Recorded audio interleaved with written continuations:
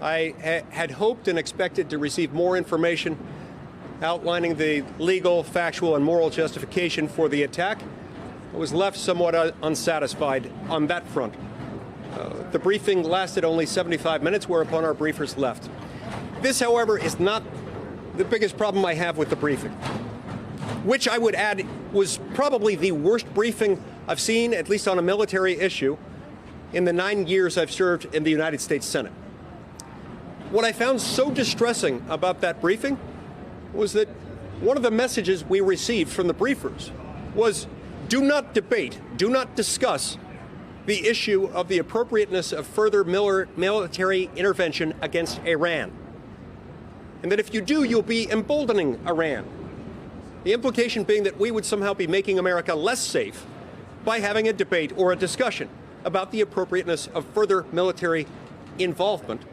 This is a huge deal. That guy right there, Senator Lee, he's a Republican. The Republicans in the Senate are, by and large, zombies, walking along as Donald Trump obliterates things like truth, the rule of law, and respect for our institutions. He just left a briefing where he was a little peeved that the party's respect for truth, the rule of law, and congressional debate and institutions has been obliterated. I don't think I've seen anything like that, Claire McCaskill, in the Trump presidency to date.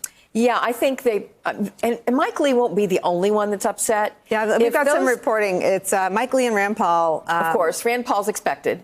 But I think if those briefers actually had the nerve to say, yeah, we took out a general on someone else's soil, but if you talk about it, you're going to embolden Iran. Yeah. I mean, that's a lot of nerve. And that's what Mike Lee is saying, is that it is time now for us to talk about the use of military force and the appropriate role of Congress. That vote's going to happen tomorrow in the House, and then there will be a vote in the Senate.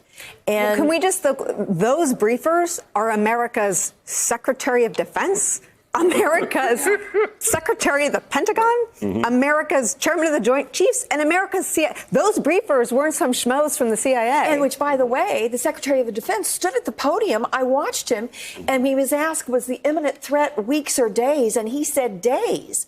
Well, now the people who have heard the briefing said they heard no evidence of an imminent threat. So what is the Secretary of Defense doing at that podium, giving the Americans the impression that they had some real tangible Well, let me press you. What's he doing? Are you saying he's lying? I think he's trying to color it for Trump. I think he is no Jim Mattis. Hey there, I'm Chris Hayes from MSNBC. Thanks for watching MSNBC on YouTube. If you want to keep up to date with the videos we're putting out, you can click subscribe just below me or click over on this list to see lots of other great videos.